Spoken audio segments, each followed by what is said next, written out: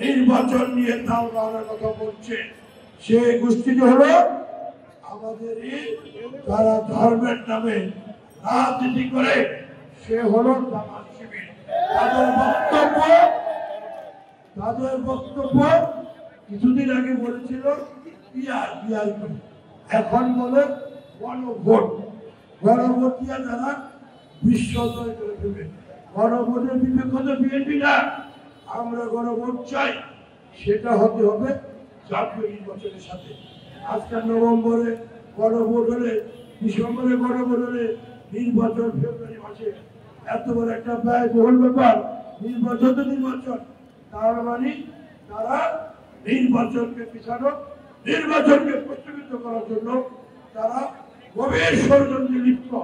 আজকে আমি তাদের উদ্দেশ্যে বলবো, ওই পিয়ার গণভোট থেকে সরে এসে দেশটা দিকে একবার তাকান। ফ্যাসিবাদরা বাংলাদেশকে লুটপাট করে শেষ করে দিয়েছে। শেখ পরিবার 28 লক্ষ কোটি টাকা লুটপাট করে নিয়ে গিয়েছে। আওয়ামী লীগের রাতি নেতা, বাদী নেতা সবাই লুটপাট করে দিয়েছে। ব্যাংকের টাকা নাই, বিদেশে যারা রেমিটেন্স পাঠায় তারা বাংলাদেশের ব্যাংকে থেকে কোনো টাকা উত্তোলন করতে পারে না। আজকে এই করুণ অবস্থা, এই অবস্থা থেকে উত্তোলন করতে হলে একটি জাতীয় নির্বাচন আমাদের জাতির জন্য, আমাদের জন্য, সবার জন্য প্রয়োজন। সেই ক্ষেত্রে অতি শীঘ্রই আগামী ফেব্রুয়ারিতে বাংলাদেশের জাতীয় নির্বাচন হবে।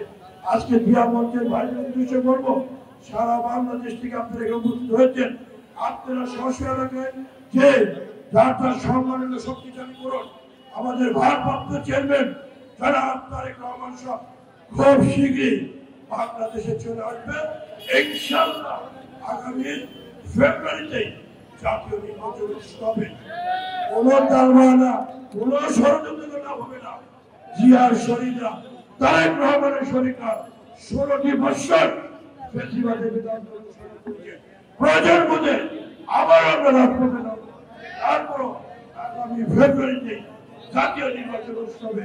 সবাই ভালো থাকুন।